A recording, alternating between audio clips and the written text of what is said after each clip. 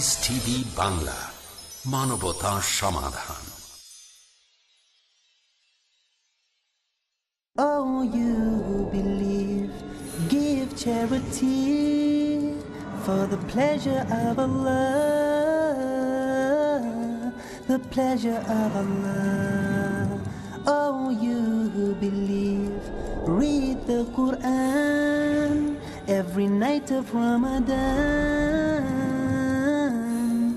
night of Ramadan. Welcome, O Ramadan.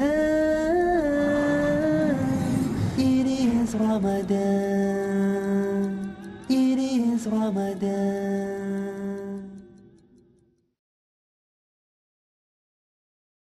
প্রিয় মুসলিম এবং অমুসলিম ভাই ও বোনেরা, আসসালামু আলাইকুম ওয়া রাহমাতুল্লাহি ওয়া বারাকাতুহু।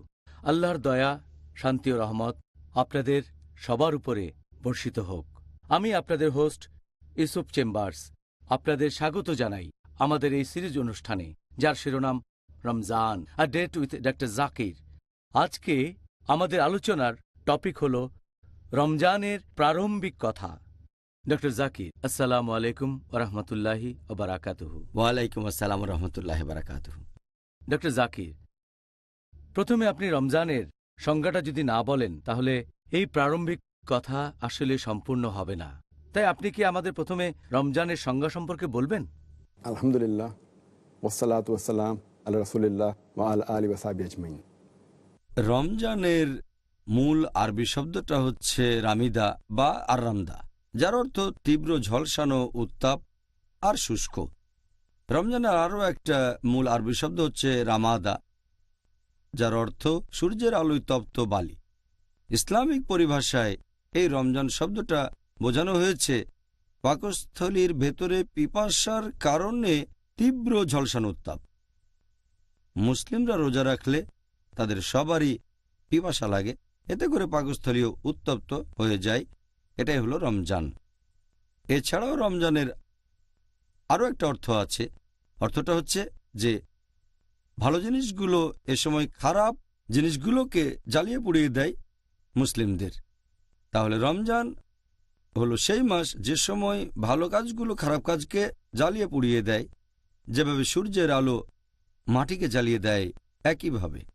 আর উত্তাপ, এটা দিয়ে যে কোনো বস্তুর আকার বা আকৃতি বদলে ফেলা যায়। একইভাবে রমজান মাস মানুষের আধ্যাত্মিক আর নৈতিক বিষয়গুলোর আকার আকৃতি একেবারে বদলে দেয়। এজন্যই এই মাসটাকে বলা হয় রমজান। দ্বিতীয় আরেকটা সঙ্গে জানতে চাইব, সেটা হলো সাওম অথবা রোজা। আমরা সাধারণত এটাকে রোজা বলেই ডেকে থাকি। আপনি কি এখন আমাদের বলবেন যে এই সাওম অথবা রোজা বলতে আসলে কি বোঝানো হয়? সাওম একটা আরবি শব্দ, এক বচন। সিয়াম হলো বহু বচন। সাওম বা সিয়াম এই শব্দটা এসেছে আরবি শব্দ সামাহ থেকে, যার অর্থ নিজেকে বিরত রাখা, সংযত রাখা সাধারণ জিনিস থেকে। হতে পারে সেটা খাওয়া, পান করা বা কথা বলা। আর যে ব্যক্তি সাওম পালন করে, এসব থেকে বিরত থাকে, সেই ব্যক্তিকে বলা হয়ে থাকে সায়েম। পবিত্রকরণে এই শব্দটা আছে সূরা মারিয়াম অধ্যায় নম্বর 19 আয়াত নম্বর 26। ফেরেশতাগণ তখন কথা বলছেন মারিয়াম আলাইহিসসালামের সাথে। তিনি ছিলেন যীশুখ্রিস্ট আলাইহিস সালামের মা। সেখানে এই শব্দটা আছে। এই আয়াতটা পড়লে দেখবেন যে আমি আল্লাহর উদ্দেশ্যে সাওম রাখার মানত করেছি। তবে এখানে এই সাওম শব্দটা রোজা, এটা দিয়ে পানাহার থেকে বিরত থাকার কথা বলা হয়নি। এখানে অর্থ হলো কথা বলা থেকে বিরত থাকা। কারণ যদি প্রসঙ্গটা দেখেন, যদি এর আগের আয়াতটা দেখেন পবিত্র কোরআনে সূরা মারিয়াম অধ্যায় নম্বর 19 আয়াত নম্বর 25 বলা হয়েছে যে আল্লাহ সুবহানাহু ওয়া তাআলা মরিয়মকে বলছেন, আল্লাহ তাকে শান্তিতে রাখুন, যে খেজুর গাছের কাণ্ডে নাড়া দাও, তাহলে পাকা খেজুর মাটিতে পড়বে। এর পরের আয়াতে সূরা মারিয়াম অধ্যায় 19 আয়াত 26 বলছে, সেগুলো থেকে আহার করো, পান করো। এরপর বলা হয়েছে, তুমি যদি তখন কোনো মানুষকে দেখো, তাদের বলো, আমি আল্লাহর উদ্দেশ্যে সাওম পালন করছি, আজ আমি কোনো মানুষের সাথে কথা বলবো না। তাহলে যেহেতু এখানে কথা না বলা বোঝাতে সাওম শব্দটা ব্যবহার করা হয়েছে, এর মানে কথা বলা থেকে বিরত থাকা। তবে ইসলামিক পরিভাষায় এই সাওম শব্দটা ইসলামিক শরিয়া অনুযায়ী এর মানে যে ব্যক্তি ইবাদতের কাজে নিবেদিত থাকে আর নিয়ত করে সে এটা করে আল্লাহর খাতিরে, আর সেই ব্যক্তি তখন নিজেকে বিরত রাখে খাওয়া দাওয়া, পান করা ইত্যাদি থেকে। এ সময় সে বিরত থাকে সহবাস থেকেও, এমনকি বীর্যস্খলন থেকেও বিরত থাকে। এক কথায় সাম শব্দের ইসলামিক পরিভাষায় মানে হচ্ছে যে ব্যক্তি রোজা ভাঙার কারণ থেকে বিরত থাকে। রোজা ভাঙার কারণ, যেসব কারণে রোজা ভেঙে যায় সেগুলো খাবার মুখ দিয়ে নেন বা নাক দিয়ে নেন, অথবা ড্রিঙ্ক, যে কোনো ধরনের ড্রিঙ্ক হতে পারে, পানি, দুধ, ফলের জুস, যে কোনো ড্রিঙ্ক, সেটা মুখ দিয়ে বা নাক দিয়ে খান, অথবা পুষ্টি গ্রহণ, যে কোনো উৎস থেকে শরীরে পুষ্টি যোগানো। এছাড়াও সে সময় সহবাস থেকে বিরত থাকতে হবে। এক কথায় সাওম মানে পাকস্থলী এবং অন্যান্য অঙ্গের সংযম। এটা হলো ইসলাম অনুযায়ী সাওমের সংজ্ঞা এবং এটা হচ্ছে মূল সংজ্ঞা। তবে আপনি যদি আরও বিস্তারিত জানতে চান, সাওম মানে শুধুমাত্র খাবার দাবার থেকে বিরত থাকা আর সহবাস থেকেই নয়, এগুলোর কারণে রোজা ভেঙে যায়। এটার আরও একটা মানে খাওয়া দাওয়া আর সহবাস থেকে বিরত থাকার পাশাপাশি সংযম করতে হবে আমাদের জিহ্বার, আমাদের চোখের, আমাদের কানের, অন্যান্য অঙ্গ প্রত্যঙ্গের। আর সেজন্যই আমরা যখন সাওম শব্দটা ব্যবহার করি, আমাদের নবী মুহাম্মদ সাল্লাল্লাহু আলাইহি ওয়াসাল্লাম বলেছেন, এটার উল্লেখ আছে সহিহ বুখারীতে 3 নম্বর খণ্ড, বুক অব ফাস্টিং, হাদিস নম্বর 1903। আমাদের প্রিয় নবী বলেছেন, যে ব্যক্তি মিথ্যা কাজ আর মিথ্যা কথা বলা থেকে বিরত থাকে না, সংযত থাকে না, অশ্লীলতা করে, সেই ব্যক্তির পানাহার থেকে বিরত থাকায় আল্লাহর কোনো প্রয়োজন নেই। তার মানে খাওয়া দাওয়া বন্ধের পাশাপাশি মিথ্যে কাজ আর মিথ্যে কথা বলা থেকে আপনাকে বিরত থাকতে হবে। আর আমাদের নবী মুহাম্মদ সাল্লাল্লাহু আলাইহি ওয়াসাল্লাম এই কথাটা আবারও বলেছেন। আমাদের প্রিয় নবী মুহাম্মদ সাল্লাল্লাহু আলাইহি ওয়াসাল্লামের হাদিস, একটা সহিহ হাদিস আছে সহিহ তাগরিবে, খণ্ড নম্বর 1, হাদিস নম্বর 1068। নবী সাল্লাল্লাহু আলাইহি ওয়াসাল্লাম বলেছেন যে কোনো ব্যক্তি রোজা রাখার সময় পানাহার থেকে বিরত থাকবে, পাশাপাশি বিরত থাকবে মিথ্যা কথা বলা থেকে, অশ্লীল কথা থেকে। যদি কেউ তার উপর রেগেও যায়, তার সাথে তর্ক করে অথবা ঝগড়াঝাটি করে, সে তখন বলবে আমি রোজা আছি, আমি রোজা আছি। তাহলে আমরা বুঝতে পারছি যখন কেউ রোজা রাখবে তখন সে 3টা কাজ থেকে নিজেকে বিরত রাখবে। 1 নম্বর হচ্ছে পাকস্থলী আর অন্যান্য অঙ্গ প্রত্যঙ্গ। রোজা ভাঙার মতো কাজ থেকে বিরত থাকবে, যেমন খাবার দাবার, পানীয় আর সহবাস। দ্বিতীয়টা অন্যান্য অঙ্গ প্রত্যঙ্গ, জিহ্বা, চোখ, কান, হাত পা, এগুলোর সংযম করতে হবে। জিহ্বার সংযম মানে পেছন থেকে কারো নিন্দা করবে না, কারণ আমি কুৎসা রটাবে না, মিথ্যে কথা বলবে না, অহেতুক গল্পগুজব করবে না, কারণ আমি মিথ্যে কথা রটাবে না, অশ্লীলতা থেকে বিরত থাকবে। এরপর চোখের সংযম মানে সে এমন জিনিসের দিকে তাকাবে না যেগুলোর অনুমতি নেই, যেমন কোনো মহিলাকে দেখলে মাথা নিচু করে নেবে। রোজা রেখে অনইসলামিক সিনেমা দেখবে না, অনইসলামিক ম্যাগাজিন পড়বে না। তারপর কানে সংযম মানে এমন কিছু শোনা থেকে বিরত থাকবে যেগুলো হারাম, যেগুলো নিষিদ্ধ, যেমন মিউজিক শোনা থেকে বিরত থাকা, অনইসলামিক গান বাজনা শোনা থেকে বিরত থাকা।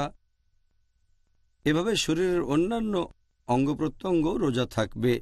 তৃতীয়টা হচ্ছে রোজা থাকা অবস্থায় মনের সংযম, এমন কাজ থেকে বিরত থাকবে যেগুলো আল্লাহর ইবাদত থেকে দূরে নিয়ে যাবে আপনাকে, ইসলাম থেকে দূরে। এই হলো সাওম শব্দের সামগ্রিকভাবে অর্থটা। সুবহানাল্লাহ, আমি যা ভেবেছিলাম এটা তার চাইতেও আরো অনেক বিস্তারিত। ধন্যবাদ ডক্টর জাকির। রমজান মাস বাদে আর কোনো বাধ্যতামূলক রোজা কি আছে যেটা আমাদের মুসলিমদের অবশ্যই পালন করা উচিত? রোজাকে প্রধানত 2 ভাগে ভাগ করা যায়। একটা হলো ফরজ রোজা, যেটা আবশ্যিক, আরেকটা ঐচ্ছিক রোজা, ইচ্ছে করলে করতে পারেন, এটা আবশ্যিক না। এই রোজা নিয়ে আমরা ৩১তম পর্বে আলোচনা করব। এখন আবশ্যিক রোজার কথা যদি বলতে হয়, এটাকে আবার 4 ভাগে ভাগ করা যায়। প্রথমটা নিয়ে আলোচনা করেছি, রমজান মাসে আমরা যে আবশ্যিক রোজা রাখি।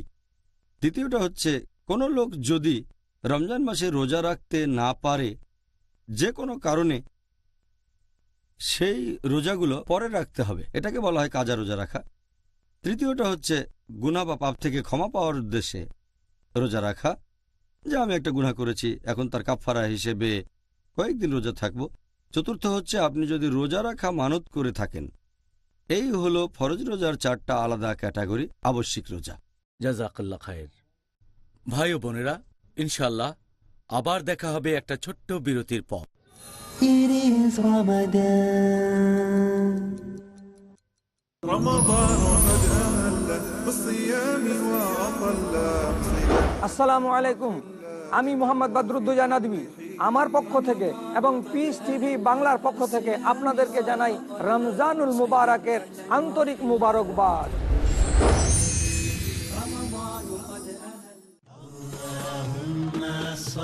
নবীজি মুহাম্মদ সাল্লাল্লাহু আলাইহি ওয়াসাল্লামের মণিমুক্তা। আব্দুল্লাহ ইবনে আমর ইবনে আশ রাদিয়াল্লাহু আনহু থেকে বর্ণিত, রাসূলুল্লাহ সাল্লাল্লাহু আলাইহি ওয়াসাল্লাম বলেন, মুসলিম ওই ব্যক্তি যার মুখ ও হাত থেকে অন্য মুসলিম নিরাপদ থাকে, আর মুহাজির ওই ব্যক্তি আল্লাহ যা নিষেধ করেছেন তা থেকে বিরত থাকে। সহিহ বুখারী প্রথম খণ্ড ঈমান অধ্যায় অনুচ্ছেদ 4 হাদিস নম্বর 15।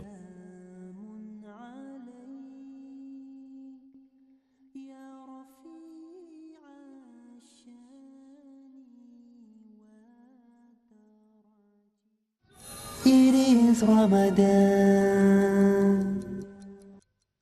আসসালামু আলাইকুম ভাই ও বোনেরা, আবারও স্বাগত জানাই Ramzan a date with doctor Zakir. আমি আপনাদের হোস্ট ইউসুফ চেম্বার্স, আর আজকের পর্বে আলোচনার টপিক রমজান মাসের ভূমিকা। ডক্টর জাকির, এবারের প্রশ্নটাও খুব গুরুত্বপূর্ণ। রমজান এই মাসে রোজা রাখা প্রসঙ্গে দুর্ভাগ্যজনকভাবে অনেক মুসলিম ভাই ও বোন রমজান মাসে এই বাধ্যতামূলক রোজা রাখাটা পালন করে না। আপনি কি তাদের উদ্দেশ্যে এই ব্যাপারে কোনো উপদেশ দেবেন পবিত্র কোরআন এবং নবীর সুন্নাহ থেকে, যেগুলো থেকে প্রমাণ করা যায় যে এই রমজান মাসে রোজা রাখা প্রত্যেক মুসলিমদের জন্যই বাধ্যতামূলক? পবিত্র কোরআনে অনেক আয়াত আছে, এছাড়া অনেক হাদিসও আছে, সেখানে স্পষ্ট করে বলা হয়েছে যে এটা ফরজ। রমজান মাসে রোজা রাখা প্রত্যেক মুসলিমের জন্য ফরজ, অবশ্যই পালন করতে হবে। এ ব্যাপারে ইনশাল্লাহ আগামীকাল বিস্তারিত আলোচনা করব। আল্লাহ সুবহানাহু ওয়া তাআলা পবিত্র কোরআনে বলেছেন, সূরা বাকারা অধ্যায় নম্বর 2 আয়াত 183, या अय्युहल्लज़ीना आमनू হে মুমিনগণ, कुतिबा अलैकुमुस सियाम कमा कुतिबा अलल्लज़ीना मिन कबलिकुम लाल्लकुम तत्तकुन। যার অর্থ, হে মুমিনগণ, তোমাদের জন্য সিয়ামের বিধান করা হয়েছে যেমন করে এই বিধান দেওয়া হয়েছিল তোমাদের পূর্ববর্তীগণকে, যাতে করে আত্মসংযম শিখতে পারো। এখানে যে আরবি শব্দটা আছে সেটা কুতিবা, মানে বিধান করে দেয়া, নির্দিষ্ট করে দেয়া। অন্যান্য ফরজ কাজগুলোর পাশাপাশি বিধান করে দেওয়া হয়েছে, তোমাদের জন্য আবশ্যিক করা হয়েছে যে তোমরা রোজা রাখো। তোমাদের পূর্ববর্তীদের জন্য এটা আবশ্যিক করা হয়েছিল, তার মানে আমাদের আগে অন্যদের জন্য এটা আবশ্যিক ছিল, ইহুদি আর খ্রিস্টান এদের জন্য। তারপর আবশ্যিক করা হয়েছে মুসলিমদের জন্য, या अय्युहल्लज़ीना आमनू মুমিনদের জন্য। এছাড়াও বলা হয়েছে 1 নম্বর এটা তোমাদের জন্য আবশ্যক, 2 নম্বর তোমাদের আগে যারা ছিল তাদের জন্য, 3 নম্বর পয়েন্ট लाल्लकुम तत्तकुन। তোমরা যাতে শিখতে পারো আত্মসংযম। এই আরবি শব্দ তাত্তাকুন এর মূল শব্দটা ওয়াকাহ। তাকওয়া শব্দটা ওয়াকা থেকে এসেছে, যার মানে হচ্ছে আপনি আল্লাহ তাআলার শাস্তিকে ভয় পাবেন। এক কথায় তাকওয়া শব্দের অর্থ হচ্ছে আল্লাহ সুবহানাহু ওয়া তাআলাকে মেনে চলা, ধার্মিকতা আর ন্যায়নিষ্ঠতা। এখানে আল্লাহ বলেছেন তোমাদের জন্য রোজার বিধান দেওয়া হয়েছে যাতে করে তোমরা শিখতে পারো আত্মসংযম, যাতে শিখতে পারো তাকওয়া, যাতে তাকওয়া বৃদ্ধি করতে পারো আল্লাহকে মেনে চলায়, ন্যায়নিষ্ঠতায়, ধার্মিকতায়। আর যখন কেউ রোজা রাখে তখন যেটা হয়, সে ক্ষুধার্ত থাকে। দেখবেন যখন কেউ ভর পেটে থাকে সেটাই তাকে এনার্জি দেয়।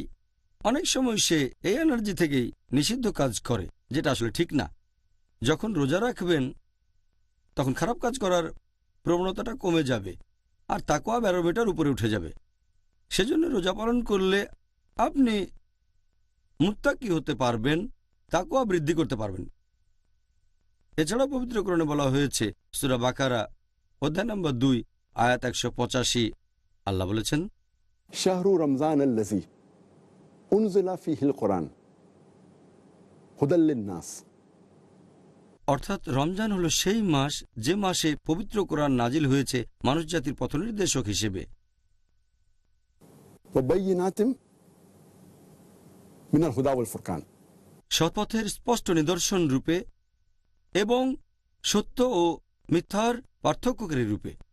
এরপরে আল্লাহ বলেছেন, যে সব মানুষ এই মাসটা পাবে তারা রোজা রাখবে। তার মানে এটা ফরজ। আপনি মুসলিম, যদি রমজান মাস আসে আপনি রোজা রাখবেন। কিছু ব্যতিক্রম আছে, যদি অসুস্থ থাকেন, যদি ভ্রমণ করেন তাহলে অন্য সময় রাখতে পারেন, ইত্যাদি ইত্যাদি। এখন এই আয়াতটা বলছে রমজান মাসে রোজা রাখাটা প্রত্যেক মুসলিমের জন্য ফরজ। কিছু ব্যতিক্রম আছে। এছাড়াও অনেকগুলো সহিহ হাদিস আছে যেগুলো বলছে রমজান মাসে রোজা রাখা মুসলিমদের জন্য ফরজ। আমি একটা হাদিসের উদাহরণ দিচ্ছি। আমাদের প্রিয় নবী সাল্লাল্লাহু আলাইহি ওয়াসাল্লাম বলেছেন, এটা আছে সহিহ বুখারী খণ্ড নম্বর 1 বুক অব ঈমান হাদিস নম্বর 8। আমাদের নবী বলেছেন, ঈমানের ভিত্তি হলো 5টা স্তম্ভ। প্রথমটা হলো লা ইলাহা ইল্লাল্লাহ মুহাম্মাদুর রাসূলুল্লাহ, আল্লাহ ছাড়া কোনো উপাস্য নেই আর নবী মুহাম্মদ সাল্লাল্লাহু আলাইহি ওয়াসাল্লাম আল্লাহর প্রেরিত রাসূল। দ্বিতীয়টা হচ্ছে সালাত কায়েম করা, নামাজ আদায় করা। তৃতীয় হলো জাকাত দেয়া, গরিবদের জন্য দান করা। চতুর্থ হলো হজ পালন করা, পবিত্র শহর মক্কায় গিয়ে হজ করা। আর পঞ্চমটা হচ্ছে সাওম পালন করা, অর্থাৎ রোজা রাখা। তাহলে নবী সাল্লাল্লাহু আলাইহি ওয়াসাল্লামের এই হাদিস সহিহ বুখারী খণ্ড নম্বর 1 বুক অব ঈমান হাদিস নাম্বার 8, এখানে বলা হয়েছে যে রোজা হচ্ছে ইসলামের একটা স্তম্ভ। শুধু ফরজই নয়, ইসলাম ধর্মের মূল বিশ্বাসের একটা স্তম্ভ। এটা ইসলামের সবচেয়ে গুরুত্বপূর্ণ যে 5টা কাজ, তার মধ্যে রোজা একটা। তাহলে এখান থেকেই আমরা বুঝতে পারছি সব মুসলিমের জন্যই রোজা রাখা ফরজ। হ্যাঁ, আপনি এখানে একেবারে পরিষ্কার করে ব্যাপারটা ব্যাখ্যা করলেন। এখন সবার উচিত এই উপদেশগুলো নিয়ে রমজান মাসে রোজা রাখা, ইনশাআল্লাহ। এবারে পরের প্রশ্নটা হলো রোজা রাখার ইতিহাস নিয়ে। রোজা রাখার এই যে সময়টা বা যেসব কারণে এই রোজা ভেঙে যায়, এ সম্পর্কে আপনি আগেই বলেছেন। এখন মুসলিমদের জন্য এই রোজা রাখার নিয়মটা কি সবসময় একই রকম ছিল, নাকি অন্য কোনোভাবে রোজা রাখতেন মুসলিমরা?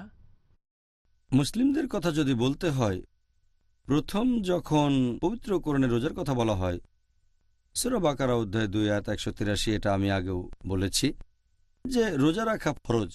সে সময় মুসলিমরা প্রত্যেক মাসে 3 দিন রোজা রাখত। পরবর্তীতে যখন আরেকটা আয়াত নাজিল হলো সূরা বাকারা অধ্যায় 2 আয়াত 185, এটার কথা আগেও বলেছি আমি, যে এই পবিত্র রমজান মাসে কোরআন নাজিল হয়েছে মানুষ জাতির পথনির্দেশক হিসেবে, সৎপথের নিদর্শন হিসেবে আর সত্য মিথ্যার পার্থক্যকারী রূপে। সুতরাং যেসব মুসলিম এই মাসটা পাবে তারা রোজা রাখবে। তখন থেকে মুসলিমদের জন্য ফরজ হলো যে তারা পুরো রমজান মাসটা রোজা রাখবে। প্রথমে রোজা থাকতো প্রত্যেক মাসে 3 দিন, তারপর হলো পুরো 1 মাস রোজা শুধু রমজান মাসে।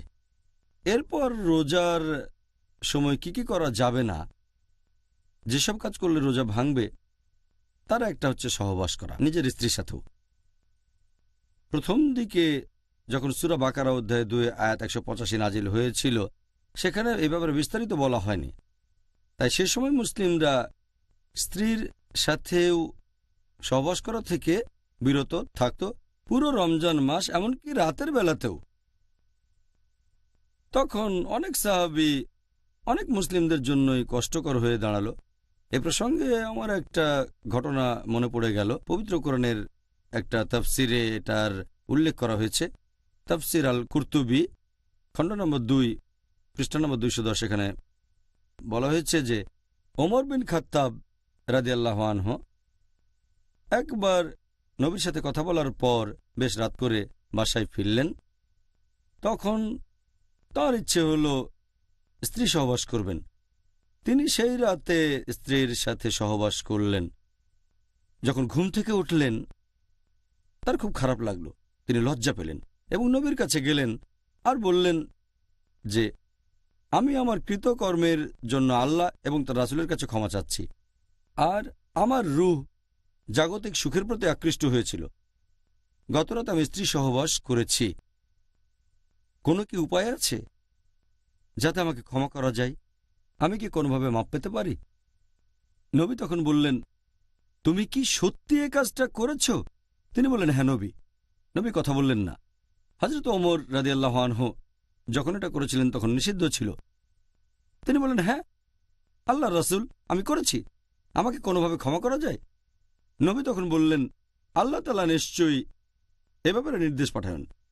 আর আলহামদুলিল্লাহ সুম্মা আলহামদুলিল্লাহ এর পরেই নাজিল হলো সূরা বাকারার আরেকটা আয়াত, অধ্যায় নম্বর 2, আয়াত 187 নাজিল করা হলো। বলা হলো, সিয়ামের রাতে তোমাদের স্ত্রী সহবাস করাটাকে বৈধ করা হয়েছে। And then it says, Hunna libasul lakum wa antum libasul lahunna. যে তোমরা তাদের পরিচ্ছদ, তারা তোমাদের পরিচ্ছদ, আমরা আমাদের স্ত্রীদের পরিচ্ছদ আর স্ত্রীরা আমাদের পরিচ্ছদ। আল্লাহরও বলেছেন, আমি জানি তোমরা নিজেদের উপর অবিচার করছিলে, আল্লাহ তোমাদের ক্ষমা করেছেন, আর এখন থেকে তোমরা স্ত্রীদের সাথে মিলিত হও রমজান মাসের রাতের বেলায়, আর পানাহার করো যতক্ষণ না রাতের কালো রেখা হতে সকালের শুভ্র রেখা তোমাদের কাছে স্পষ্ট হয়। তাহলে যখন এই আয়াতটা নাজিল হলো সূরা বাকারা অধ্যায় 2 আয়াত 187, তখন নিয়মটা একটু শিথিল হয়ে গেল যে রমজান মাসে রাতের বেলায় স্ত্রী সহবাস করতে পারবেন, তবে দিনের বেলায় বিরত থাকতে হবে। এছাড়াও খাওয়া দাওয়ার কথা বলতে গেলে প্রথম দিকে সূরা বাকারা অধ্যায় 2 আয়াত 187 নাজিল হওয়ার আগে মুসলিমরা খাওয়া দাওয়া করত সূর্য ডোবার পরে, যখন ঘুমিয়ে পড়ত তারপর আর খেতে পারত না, এরপর তারা আবার খেত তার পরের দিন সূর্য ডোবার পরে। একবার একটা ঘটনা ঘটল যে এক সাহাবী কায়েস রাদিয়াল্লাহু আনহু, তিনি খুব পরিশ্রম করতেন, সে সময় রোজা ছিলেন। সূর্য ডুবে গেলে তিনি বাসায় আসলেন আর তার স্ত্রীকে বললেন যে আমাকে কিছু খেতে দাও। স্ত্রী বললেন, ঘরে তো কোনো খাবার নেই, আমি বাইরে থেকে খাবার নিয়ে আসি। তার স্ত্রী খাবার আনতে চলে গেলেন। কায়েস খুবই ক্লান্ত ছিলেন, সারাদিন কাজ করেছেন। তার স্ত্রী খাবার নিয়ে আসতে আসতে তিনি ঘুমিয়ে পড়লেন। যখন স্ত্রী খাবার নিয়ে ঘরে আসলেন তিনি দেখলেন যে তার স্বামী ঘুমিয়ে পড়েছেন। তাহলে তো কিছু করার নেই, ঘুমিয়ে পড়লে তো আর খাওয়া যাবে না। এভাবে সেই রাতে তিনি কিছু খেলেন না। পরের দিনও রোজা থাকলেন, আর সেদিন বিকেলের দিকে অসুস্থ হয়ে পড়লেন। লোকজন তখন নবীর কাছে বলল যে এরকম ঘটনা ঘটেছে, একবার ঘুমিয়ে পড়লে তো আর খাওয়া যাবে না। তারপর কোরআনের এই আয়াতটা নাজিল হলো সূরা বাকারা অধ্যায় 2 আয়াত 187। বলা হয়েছে, সিয়ামের রাতে স্ত্রী সহবাস এবং পানাহার করতে পারবে যতক্ষণ না রাতের কালো রেখা সকালের শুভ্র রেখা থেকে স্পষ্ট হয়। তখন থেকে হলো সেই নিয়ম যেটা এখন আমরা মানি, যে রোজা মানে আপনি খাবার, পানীয় বা পুষ্টি থেকে বিরত থাকবেন, সহবাস করা থেকেও বিরত থাকবেন, সূর্যোদয় থেকে শুরু করে সূর্যাস্ত পর্যন্ত। আর নিয়ত করবেন যে এটা করছেন আল্লাহ তাআলার জন্য, এটা ইবাদতের একটা অংশ। এটা হলো সংক্ষেপে আমাদের রমজানের ইতিহাস। ব্যাপারটা খুব ইন্টারেস্টিং। আমরা সাহাবীগণের তুলনায় অনেক বেশি সুবিধা পেয়েছি, আলহামদুলিল্লাহ। ভাই ও বোনেরা, ইনশাল্লাহ আবার দেখা হবে একটা ছোট্ট বিরতির পর। It is Ramadan.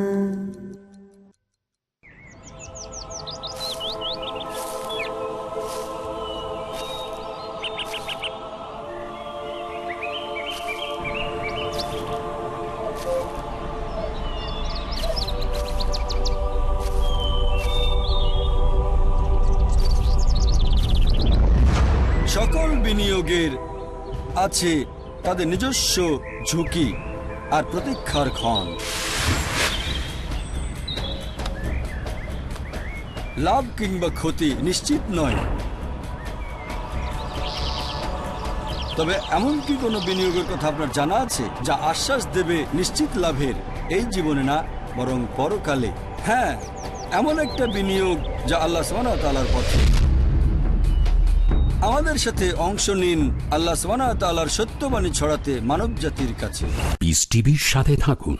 আপনার জাকাত ও দানের অর্থ পাঠাতে পারেন IRFI Al Ryan Bank 47 Calthorpe Road, Birmingham, UK. Postcode B151TH. Pound account number 01132301. IBAN GB49 ARAY 30008301 132301. Sort code 300083. Swift BIC code ARAY GB22. টাকা পাঠিয়ে আমাদের ইমেল করুন support@peacetv.tv। পিস টিভি, মানবতার সমাধান।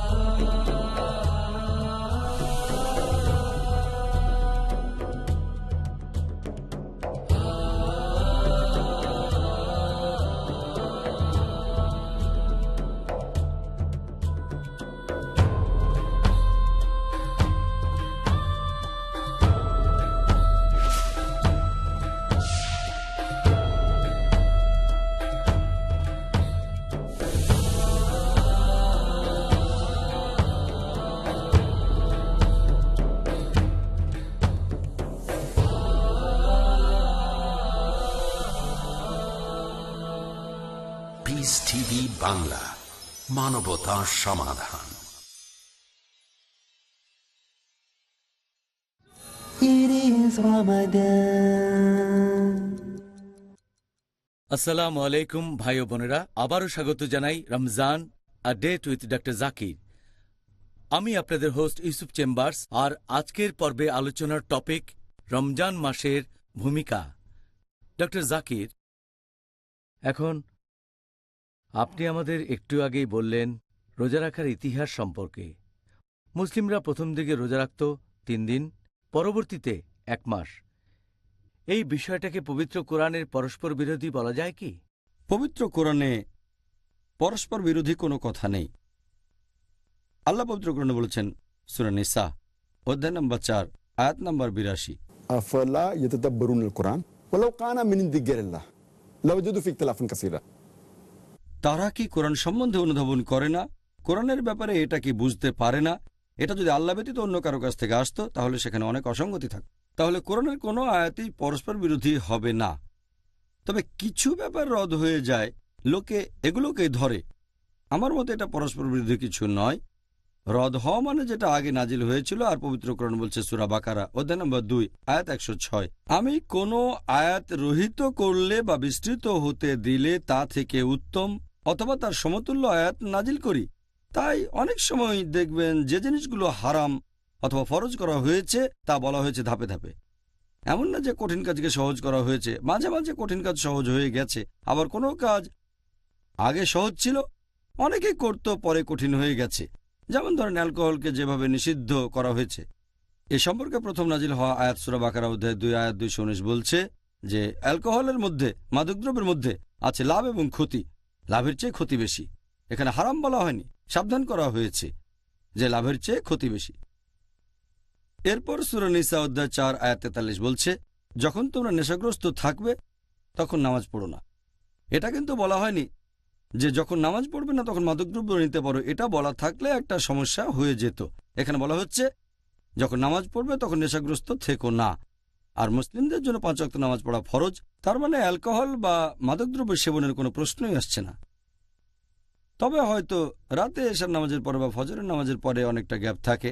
এরপর নাজিল করা হলো সূরা মাইদা অধ্যায় 5 আয়াত 90, ইয়া আইয়ুহাল্লাযীনা আমানু হে মুমিনগণ, ইন্নামাল খামরু ওয়াল মাইসিরু, নিশ্চয়ই মদ পান করা এবং জুয়া খেলা, ওয়াল আনসাবু ওয়াল আসনামু, মূর্তি পূজার বেদী, ভাগ্য নির্ণায়ক স্বর, রিজসুম মিনাল শাইতান, এগুলো সব শয়তানের কাজ। ফাজতানিবু লাআল্লাকুম তুফলিহুন, এগুলো বর্জন করো যাতে সফল কাম হতে পারো। তাহলে আমরা দেখতে পাচ্ছি যে অ্যালকোহল বা মাদকদ্রব্যকে নিষিদ্ধ করা হয়েছে ধাপে ধাপে।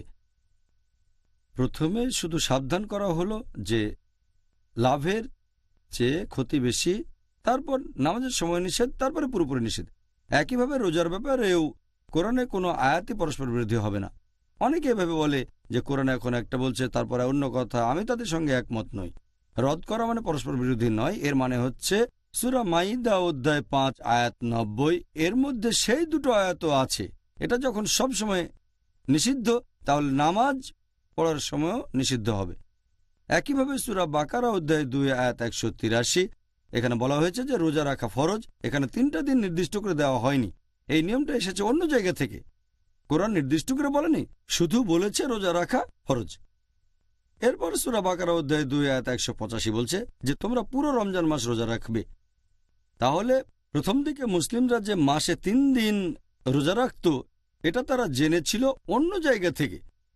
যদি কোরআনে কথা বলতো যে মাসে 3 দিন রোজা রাখবে, এমন হলে এক মাসের কথাটা পরস্পর বিরোধী হয়ে যেত। এছাড়াও প্রথম দিকে মুসলিমরা যেটা করতো, সূরা বাকারা অধ্যায় 2 আয়াত 184 বলছে যে তোমরা রোজা রাখবে, তবে রোজা রাখতে যারা পারবে না বিভিন্ন অসুবিধার কারণে, তাদের অপশন দুটো, হয় রোজা রাখবে নয়তো গরিব কোনো লোককে খাইয়ে দেবে, অভাবগ্রস্তকে। তখনকার দিনে এটা ফরজ ছিল না। যদি রোজা রাখা কঠিন হয়ে যায়, রোজা থাকতে পারেন অথবা গরিব লোককে খাওয়াতে পারেন, রোজা রাখাটা বেশি ভালো, ফরজ না।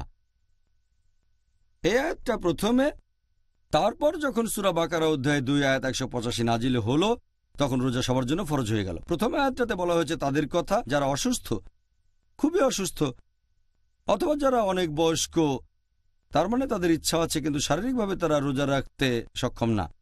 তাহলে যদি অসুস্থ থাকেন, হয়তো অনেকদিন ধরে বিছানায় পড়ে আছেন, সুস্থ হয়ে উঠছেন না, অথবা আপনার বয়স অনেক বেশি, এখন আর রোজা রাখতে পারছেন না, প্রত্যেকটা দিনই আমাদের বয়স বেড়ে চলেছে, তাহলে যদি কষ্ট করে রোজা রাখেন ভালো, তা না হলে অভাবগ্রস্ত লোককে খাইয়ে দেন, কোনো গরিবকে।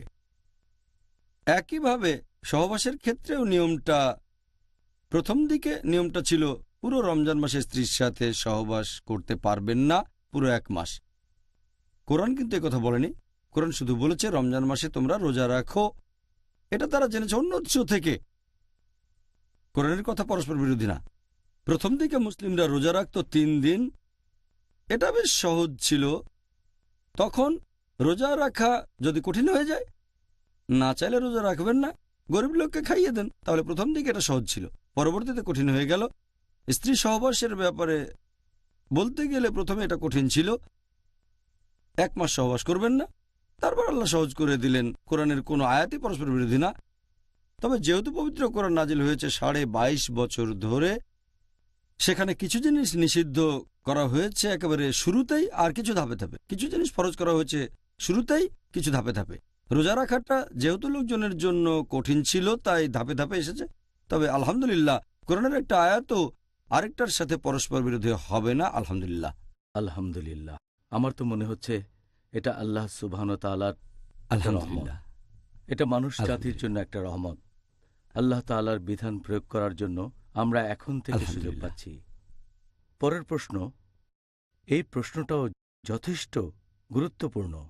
যখন আমরা রোজা রাখি, এটার মানে কি আমরা শুধু খাবার দাবার, পানীয়, সহবাস এরকম বিভিন্ন কাজ থেকে নিজেদেরকে বিরত রাখব?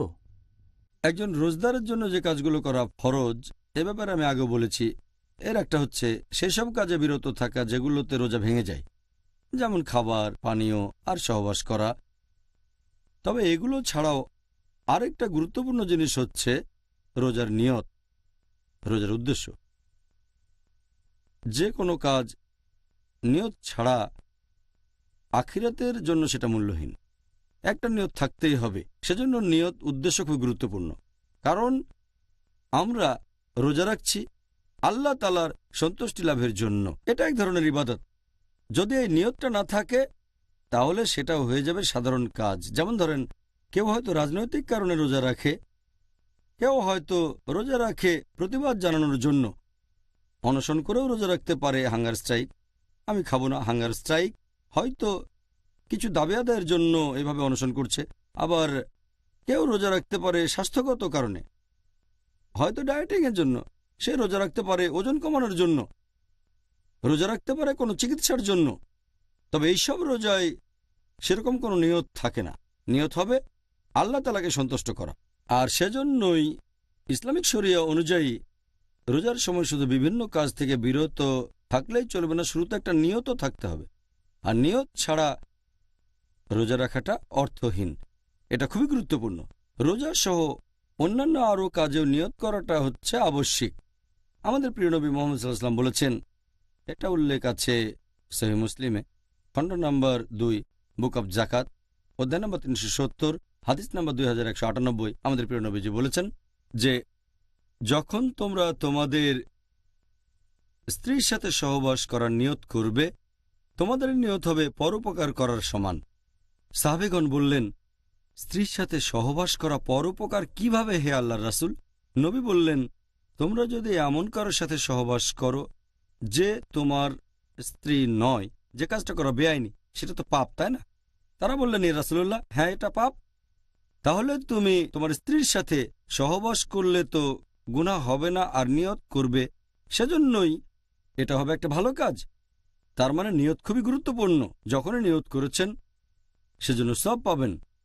আর আল্লাহ পবিত্র কোরআনে বলেছেন, সূরা বাইয়িনা, অধ্যায় নম্বর 98, আয়াত নম্বর 5, বলা হয়েছে, আল্লাহ আদেশ দিয়েছেন যে শুধুমাত্র তার ইবাদত করো, আনুগত্যে, বিশুদ্ধ চিত্তে এবং একনিষ্ঠভাবে। এখানে আরবি শব্দটা হচ্ছে লিয়াবুদু, যার অর্থ ইবাদত করা। তবে আবুদু এর অর্থ বিনম্র হওয়া। এই লিয়াবুদু সাধারণভাবে এটার অর্থ ইবাদত করা, আসলে এর অর্থ হবে বিনম্র হওয়া। এখানে আরেকটা আরবি শব্দ হচ্ছে মুখলিসুন, যার অর্থ বিশুদ্ধ চিত্তে একনিষ্ঠভাবে ইবাদত করা। আমরা শুধুমাত্র আল্লাহর ইবাদত করব তার উদ্দেশ্যে, এটাই হবে আমাদের নিয়ত, এটাই হবে আমাদের উদ্দেশ্য। আল্লাহ পবিত্র কোরআনে বলেছেন, সূরা বাকারা, অধ্যায় নম্বর 2, আয়াত নম্বর 29, যে তিনি পৃথিবীর সবকিছু তোমাদের জন্য সৃষ্টি করেছেন। আল্লাহ যখন সবকিছু আমাদের জন্য সৃষ্টি করেছেন, 10 ভাগের 1 ভাগ বা 4 ভাগের 1 ভাগ বা অর্ধেক না, সবকিছু সৃষ্টি করেছেন মানবজাতির জন্য এই পৃথিবীতে। আর সেজন্যই আমরা শুধু তারই ইবাদত করব, অন্য কারো নয়।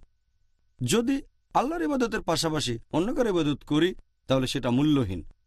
আমরা শুধুমাত্র আল্লাহর ইবাদত করব, অন্য কারো নয়।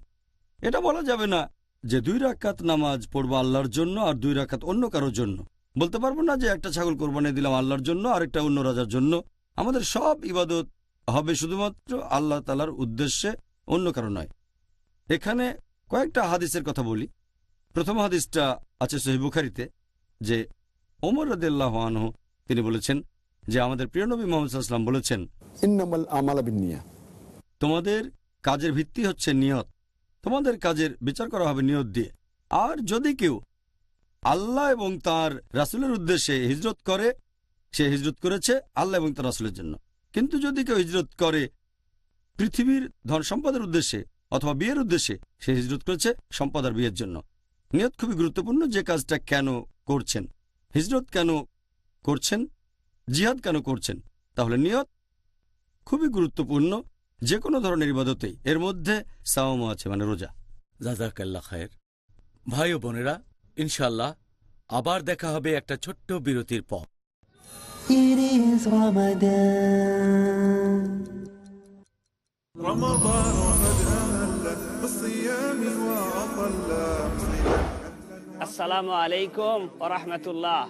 আমি মোহাম্মদ হাশিম মাদানী, পিস টিভি বাংলার পক্ষ থেকে, আমার পক্ষ থেকে সকল মুসলিম ভাইদের জানাচ্ছি মাহে রমজানের মুবারকবাদ।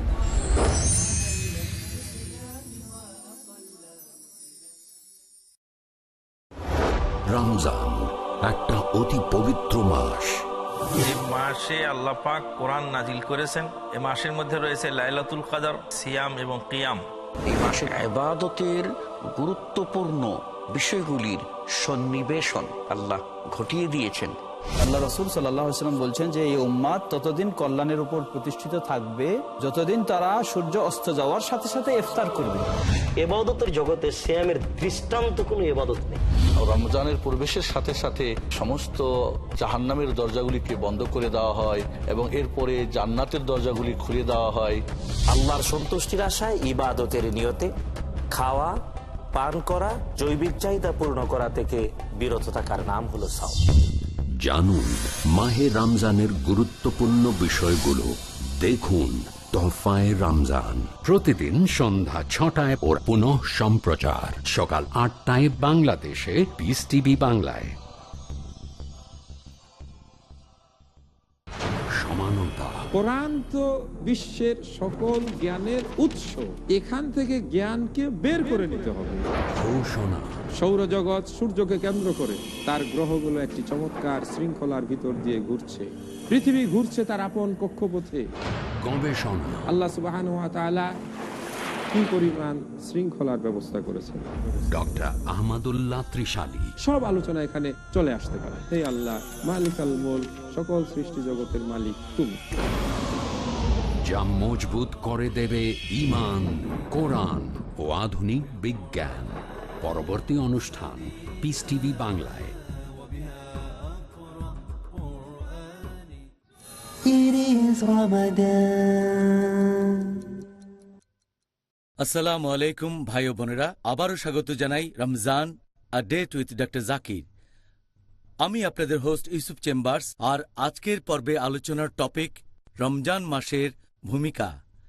ডক্টর জাকির, এবারে নিয়ত নিয়ে আমাদের আরও প্রশ্ন এই বিষয়টাতেই আছে। কেউ যদি রোজা রেখে তাকে কি এজন্য সবসময় আগে নিয়ত করতে হবে? আর দ্বিতীয়ত, নিয়ত করার সময়টা আপনি কি এই ব্যাপারে কিছু বলবেন? নিয়তের কথা যদি বলতে হয়, এটা আগেও বলেছি যে নিয়ত করাটা ফরজ। নবী মুহাম্মদ সাল্লাল্লাহু আলাইহি ওয়াসাল্লাম বলেছেন, এটার উল্লেখ আছে সুনান আন-নিসাইতে বুক অব ফাস্টিং হাদিস নাম্বার 2331। আমাদের প্রিয় নবী বলেছেন, সেই লোকের রোজা কবুল হবে না যদি সে আগের রাতে কোনো নিয়ত না করে। তার মানে সবার জন্য যেটা ফরজ রোজা রাখা, এখানে বলা হয়েছে যে আগের রাতে নিয়ত করাটা হচ্ছে ফরজ। সেটা আগের রাতের যে কোনো অংশে করতে পারেন। আপনি ফজরের ওয়াক্তের ঠিক আগেও নিয়ত করতে পারেন, তাতে কোনো সমস্যা নেই। নিয়ত আপনি রাতের যে কোনো সময় করতে পারেন। একজন লোক রমজান মাসের শুরুতে নিয়ত করতে পারে, এই নিয়তটা সারা মাস বজায় থাকবে। যদি না সে রোজা ভাঙে অসুস্থতা বা ভ্রমণের কারণে, তখন আবার নিয়ত করতে হবে। তবে মাত্র একবার নিয়ত করলেও চলে। অনেক মানুষের মধ্যে এরকম ভুল ধারণা আছে যে শব্দ করে নিয়ত করাটা আবশ্যিক। এটা আসলে ঠিক না। মুখে শব্দ করে বলতে হবে না যে রোজা রাখার নিয়ত করছি, কারণ আমি এই নিয়ত করেছি মন থেকে। যেমন ধরেন, আমি রোজা রাখার জন্য ঘুম থেকে উঠলাম, ফজরের নামাজের অনেক আগে সাহরি করব। তারপর আমার ছেলে যখন সাহরি করার জন্য ঘুম থেকে উঠল শেষ রাতে, সে আমাকে জিজ্ঞেস করলো যে তুমি ঘুম থেকে উঠেছো কেন? আমি বললাম আমরা রোজা রাখবো তাই। সেও তখন বুঝতে পারলো আমার নিয়ত আছে, বলার দরকার নেই যে আমি রোজা রাখছি। নিয়তটা তো আছে, তাহলে নিয়ত থাকতে হবে মনের ভেতরে, মুখ দিয়ে শব্দ করে বলতে হবে না। অনেক মানুষ এরকম ভাবে। আর আমি এমন কোনো হাদিসের কথা জানি না যেখানে আমাদের নবী বা সাহাবীগণের কেউ শব্দ করে নিয়ত করেছেন আমি রোজা রাখছি। নিয়ত থাকবে মনে। আর 1 মাস রোজার জন্য একবার নিয়ত করলে যথেষ্ট। এর মধ্যে ভাঙলে আবার নিয়ত করতে হবে। তবে এটা শুধু ফরজ রোজার ক্ষেত্রে। ঐচ্ছিক রোজার ক্ষেত্রে যে রোজাগুলো ফরজ না, সেখানে নিয়ত করাটা ফরজ না। এরকম একটা সহি হাদিসের উল্লেখ আছে সুনান আন-নিসাইতে বুক অব ফাস্টিং হাদিস নাম্বার 2323। একবার নবী তার স্ত্রীকে বললেন যে আমাকে খেতে দাও। স্ত্রী বললেন ঘরে কোনো খাবার নেই। নবী বললেন রোজা থাকছি।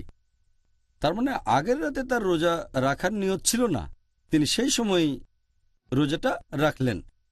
ভোরবেলা থেকেই না খেয়ে আছেন, তবে রোজা রাখার নিয়তটা করলেন সকালে।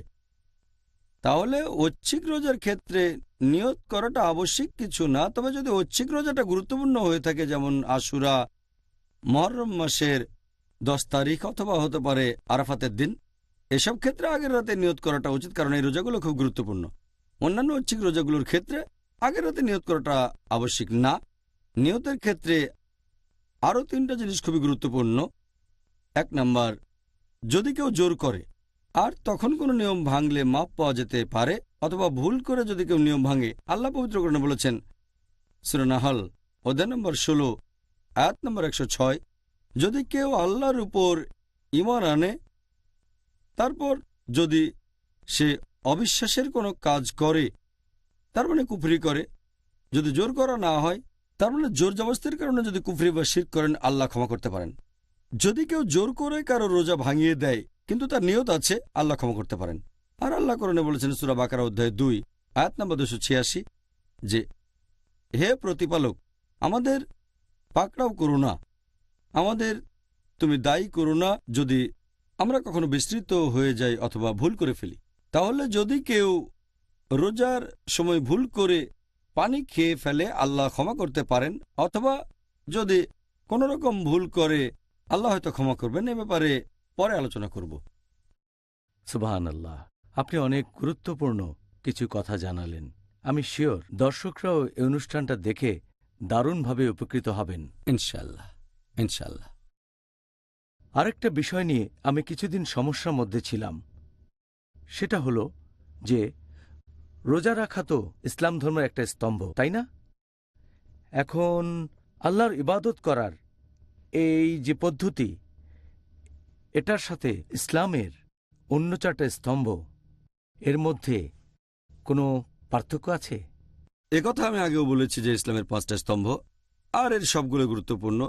তবে অন্যান্য স্তম্ভগুলোর সাথে এই সাওম অথবা রোজার যে পার্থক্য আছে তা হচ্ছে যে ইসলামের অন্যান্য স্তম্ভগুলো, হোক সেটা নামাজ অথবা জাকাত অথবা ধরেন হজ, এই কাজগুলো মানুষকে দেখানোর জন্য করা যেতে পারে। লোক দেখানো কাজগুলো করতে পারে অন্যকে দেখানোর জন্য, যে আমি সবাইকে দেখাতে চাই আমি খুব ধার্মিক। নামাজ পড়লাম লোকজনকে দেখানোর জন্য, আর হজ করতে গেলাম এটাও মানুষকে দেখানোর জন্য, এটা হতে পারে। জাকাত দিলাম যাতে লোকজন মনে করে যে আমি খুব পরোপকারী। তবে এভাবে রোজা রাখাটা সম্ভব না, এটা লোকজনকে সেভাবে দেখানো যায় না। কারণ একজন মানুষ রোজা রাখতে পারে আর সবার চোখের আড়ালে খাবারও খেতে পারে, পানিও খেতে পারে। তবে যে সতী রোজা রাখে আর এই সব কাজ থেকে নিজেকে বিরত রাখে, সে এটা করে শুধু আল্লাহর জন্য, অন্য কারোর জন্য নয়। এটাই হচ্ছে রোজার সাথে ইসলামের অন্যান্য স্তম্ভের পার্থক্য। আর আমাদের নবী মুহাম্মদ সাল্লাল্লাহু আলাইহি ওয়াসাল্লাম বলেছেন, এটার উল্লেখ আছে সহিহ বুখারীতে, খণ্ড নম্বর 3, বুক অব ফাস্টিং, হাদিস নম্বর 1904। আমাদের প্রিয় নবী মুহাম্মদ সাল্লাল্লাহু আলাইহি ওয়াসাল্লাম বলেছেন যে, আল্লাহ বলেছেন, আদম সন্তানেরা পৃথিবীতে যে সমস্ত কাজ করে সেগুলো শুধুমাত্র তাদের জন্য, তারা নিজের জন্য করে, কিন্তু রোজা রাখে আমার জন্য, আর আমি তাকে পুরস্কার দেব। এবং রোজা হচ্ছে ঢাল স্বরূপ। যে রোজা রাখবে সে বিভিন্ন অশ্লীল কাজ থেকে বিরত থাকবে, বিরত থাকবে মিথ্যে কথা বলা থেকে, বিরত থাকবে ঝগড়া করার থেকে। তখন যদি কেউ তার উপর রেগে যায় আর গালমন্দ করে, সে বলবে আমি রোজা আছি, আমি রোজা আছি। এরপরে হাদিসটা আরো বলছে, মুহাম্মদ সাল্লাল্লাহু আলাইহি ওয়াসাল্লাম বলেছেন যে, আমি আল্লাহর নামে শপথ করে বলছি, যার হাতে রয়েছে মুহাম্মদের রূহ, যে একজন রোজা পালনকারীর মুখের গন্ধ আল্লাহ তাআলার কাছে কস্তুরীর গন্ধের চেয়েও মিষ্টি। আর যে রোজা রাখে সে 2 বার আনন্দ উপভোগ করে, একবার যখন সে রোজা ভাঙে, আরেকবার যখন প্রতিপালকের সাথে মিলিত হয়। তাহলে এই হাদিসে বেশ কয়েকটা পয়েন্ট আছে। 1 নম্বর, রোজা রাখবেন শুধু আল্লাহ তাআলার জন্য, মানুষকে দেখানোর জন্য না। 2 নম্বর, রোজা হলো ঢাল, একটা নিরাপত্তা। রোজা আমাদের দূরে রাখবে ভুল কাজ থেকে, খারাপ কাজ থেকে, অশ্লীলতা থেকে। কেউ যদি রেগে যায় তাহলে তাকে এটা বলে শান্ত করবেন, আমি রোজা আছি, রোজা আছি। আর একটা হাদিস মুহাম্মদ সাল্লাল্লাহু আলাইহি ওয়াসাল্লাম বলেছেন, এটা আছে সহিহ বুখারীতে, খণ্ড নম্বর 3, হাদিস নম্বর 2038, যে শয়তান আমাদের মানুষদের শরীরের ভেতরে রক্তের মতোই ঘুরে বেড়ায়। যখন আমরা রোজা থাকি আমাদের ক্ষুধা লাগে, আর ক্ষুধা লাগলে আমাদের এনার্জি লেভেল কমে যায়। তখন খারাপ কাজ করার মনের মধ্যে ইচ্ছেটা জাগে না, তাকওয়ার লেভেল বেড়ে যায়। কারণ যখন খাবার খাই সেটা রক্তে চলে যায়। যখন সংযত থাকি তখন শয়তানের পদচিহ্ন অনুসরণের ক্ষেত্রেও সংযত হয়ে যায়। সেজন্য আমরা যখন রোজা রাখি আমাদের তাকওয়া লেভেলটা বেড়ে যায়। ডক্টর জাকির, রমজান এটা আসলে একটা অসাধারণ মাস, আর আমি নিজেও এটা ভালোভাবে উপলব্ধি করেছি যে এই পবিত্র রমজান মাসে সব মুসলিম ভাই বোনদের মধ্যে সুন্দর একটা বন্ধন তৈরি হয়। এই রমজান তার ভ্রাতৃত্ববোধ সম্পর্কে বিশেষ কিছু কি বলা হয়েছে? আমাদের প্রিয় নবী মুহাম্মদ সাল্লাল্লাহু আলাইহি ওয়াসাল্লাম বলেছেন যে মুসলিমরা হলো একটা শরীর, পৃথিবীর সব মুসলিম তারা একটা শরীর। আর আপনারা যদি ভালো করে দেখেন, পৃথিবীর মুসলিমরা তারা আলাদা। আমরা বিভিন্ন গোত্রের, আমাদের মুখের ভাষা আলাদা, আমাদের গায়ের রং আলাদা, আমাদের জাতি আলাদা, তারপর আমাদের দেশও আলাদা। মুসলিমরা এখন বিভিন্ন গোত্রের আলাদা, তবে একটা দিকে আমরা সবাই এক, লা ইলাহা ইল্লাল্লাহ মুহাম্মাদুর রাসূলুল্লাহ, অর্থাৎ আল্লাহ তাআলা ব্যতীত অন্য কোনো উপাস্য নেই, আর নবী মুহাম্মদ সাল্লাল্লাহু আলাইহি ওয়াসাল্লাম আল্লাহর রাসূল। তাহলে এই কালেমার উপর ভিত্তি করে আমরা পৃথিবীর সব মুসলিম এক। আল্লাহ পবিত্র কোরআনে বলেছেন সূরা হুজুরাত অধ্যায় নম্বর 49 আয়াত নম্বর 13, ইয়া আইয়ুহান নাসু ইন্না খালাকনাকুম মিন যাকরিন ওয়া উনসা ওয়া জাআলনাকুম শুউবান ওয়া কাবাইলা লিতাআরাফু ইন্না আক্রামাকুম ইনদাল্লাহি আতকাকুম ইন্নাল্লাহা আলিমুন খাবীর। যার মানে, হে মানুষ জাতি, আমি তোমাদের সৃষ্টি করেছি একজোড়া পুরুষ ও নারী হতে, পরে তোমাদের বিভক্ত করেছি বিভিন্ন জাতি ও গোত্রে, যাতে তোমরা একে অন্যের সাথে পরিচিত হতে পারো, এমন না যে একে অন্যকে ঘৃণা করবে। আর আল্লাহর কাছে সেই ব্যক্তি অধিক মর্যাদা সম্পন্ন যার রয়েছে তাকওয়া।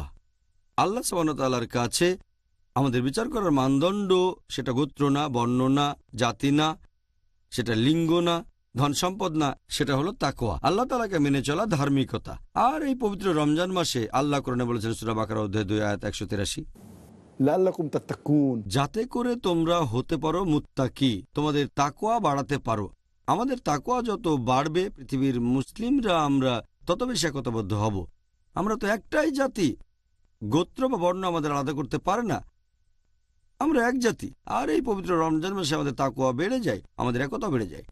আর এই একতার সবচেয়ে বড় উদাহরণ আমরা দেখেছি নবী সাল্লাল্লাহু আলাইহি ওয়াসাল্লামের সময়। সাহাবীগণ তখন বিভিন্ন দেশ থেকে আসতেন, গায়ের রং আলাদা, জাতি আলাদা। উদাহরণ হিসেবে হযরত আবু বকর রাদিয়াল্লাহু আনহু, তিনি ছিলেন কুরাইশ। এরপর হযরত বিলাল রাদিয়াল্লাহু আনহুর কথা বলা যায়, তিনি এসেছিলেন ইথিওপিয়া থেকে, ইথিওপিয়ান। তারপর হযরত শুআইব রাদিয়াল্লাহু আনহু, তিনি ছিলেন রোমান। তারপর আরেকজন সাহাবী সালমান ফার্সি রাদিয়াল্লাহু আনহু ছিলেন পারস্য দেশের। তাহলে তারা ছিলেন বিভিন্ন দেশের আলাদা জাতি, গায়ের রং আলাদা। আমরা যদি ইসলামের ইতিহাস ভালো করে দেখি, দেখবেন সেখানেও একই। উদাহরণ হিসেবে ইমাম বুখারী, তিনি খুব বিখ্যাত বিশেষজ্ঞ, এসেছিলেন বুখারা থেকে, তিনি আরব নন। এরপর মোহাম্মদ দি কনকারার, তিনি ছিলেন তুরস্কের লোক। এরপর আরও আছেন সালাদিন আইয়ুবী, তিনি ছিলেন কুর্দি। আরও বলা যায় আল্লামা ইকবাল এসেছেন ভারত থেকে। তাহলে আমরা দেখতে পাচ্ছি যে মুসলিমরা পৃথিবীর যে কোনো প্রান্তের হতে পারে। আর এই একতা রমজানে আমরা বেশি করে পালন করে থাকি, কারণ এই সময় আমাদের তাকওয়া লেভেল বৃদ্ধি পায়। আমাদের নবী মুহাম্মদ সাল্লাল্লাহু আলাইহি সাল্লাম বলেছেন, এটা আছে সহিহ বুখারীতে খণ্ড নম্বর 1 হাদিস নম্বর 468, নবী মুহাম্মদ সাল্লাল্লাহু আলাইহি সাল্লাম বলেছেন, একজন বিশ্বাসী মুসলিম, একজন মুমিন আরেকজন মুসলিমের কাছে দেয়ালে বসানো ইটের মতো, এই কথা বলে এইভাবে হাত চাপ। আমাদের প্রিয় নবী আরো বলেছেন, এই হাদিসটা আছে সহিহ মুসলিমে খণ্ড নম্বর 4 হাদিস নাম্বার 6219, যে আমাদের নবী বলেছেন, একজন মুসলিম কখনোই আরেকজন মুসলিমের উপর অত্যাচার করবে না, সে তাকে বাধা দেবে না, তার কাছে মিথ্যে বলবে না, সবসময় সত্যি কথা বলবে। আর একজন মুসলিম কখনোই আরেকজন মুসলিমের বিরুদ্ধে যাবে না। নবী আমাদেরকে এরকম একতার কথাই শিখিয়েছেন। এটা আমরা ভালোভাবে বুঝতে পারি এই পবিত্র রমজান মাসে। জাযাকাল্লাহ খায়ের। ডক্টর জাকির নায়েক, আপনি আজকে খুব সুন্দর করে আর নিখুঁতভাবে বিভিন্ন প্রশ্নের উত্তর দিলেন রমজানের প্রারম্ভিক কথা প্রসঙ্গে। ভাই ও বোনেরা, আশা করি আজকের অনুষ্ঠানে ডক্টর জাকির নায়েকের উত্তর শুনে আপনারা সবাই আমার মতোই উপকৃত হয়েছেন। জাযাকাল্লাহ খায়ের। আমরা এতক্ষণ ধরে ডক্টর জাকির নায়েকের কথা শুনলাম, আলহামদুলিল্লাহ। ভাই ও বোনেরা, আগামীকাল আপনাদের সাথে আবার দেখা হবে, আর সেদিন আমাদের আলোচনা টপিক হবে কখন রোজা রাখা বাধ্যতামূলক, আর অব্যাহতি আছে। আসসালামু আলাইকুম ওয়া রাহমাতুল্লাহি ওয়া বারাকাতুহু। হাফিযিনা যাকিরিনা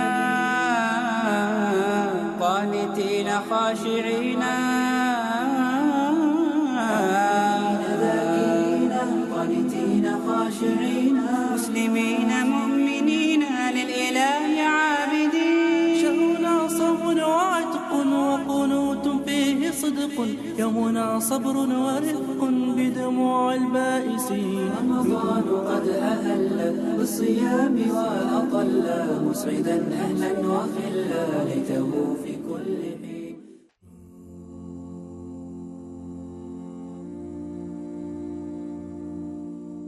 Sometimes when the world's not on your side, you don't know where to run to, you don't know where to hide.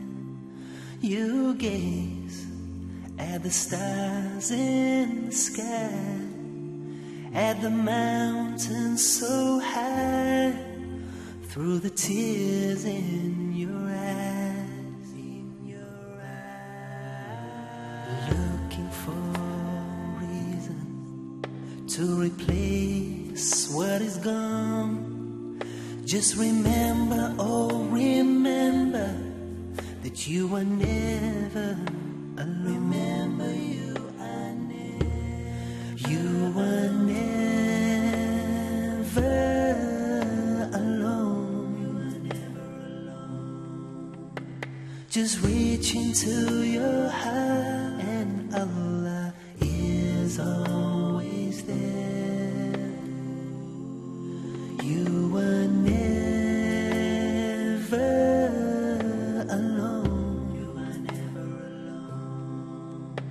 Through sorrow and through grief, through happiness and peace, you will never be alone.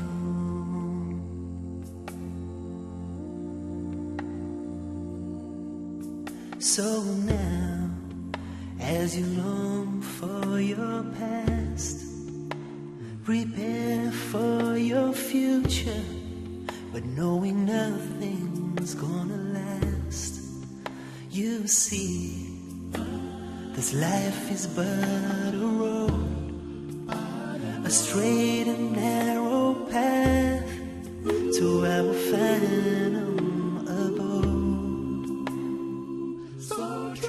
So travel well almost, and paradise will be your home. And always remember that you were never alone. You were never alone. Will be your home. Just reach into your heart, and Allah is always there. You were never alone. Will be your home. Through sorrow and through grief, through happiness and peace, you will never be alone. Well, a Muslim,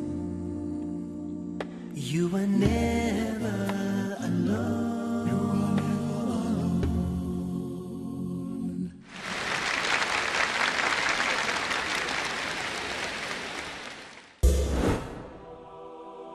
মজবুত করে একতা, ভেদাভেদ ভেঙে দিয়ে নামাজ দেই সমতা। এতে বান্দা করে আলাপ, শুনে তার কথা আল্লাহ করে মাপ। আমি মোহাম্মদ বদরুদ্দোজা নদভী। শেখ বদরুদ্দোজা নদভী। আপনারা দেখছেন পিস টিভি বাংলা। কি করে একজন ইমানদারের মনে সদাই আল্লাহর ভয় ও প্রেম দেখতে পাওয়া যায়, তা দেখতে হলে দেখুন ইসলামে নামাজের গুরুত্ব। দেখুন নামাজের মর্মকথা ও গুরুত্ব প্রতি শনিবার সন্ধ্যা 5:30 আর পুনঃ সম্প্রচার সকাল 10:30 বাংলাদেশে পিস টিভি বাংলায়।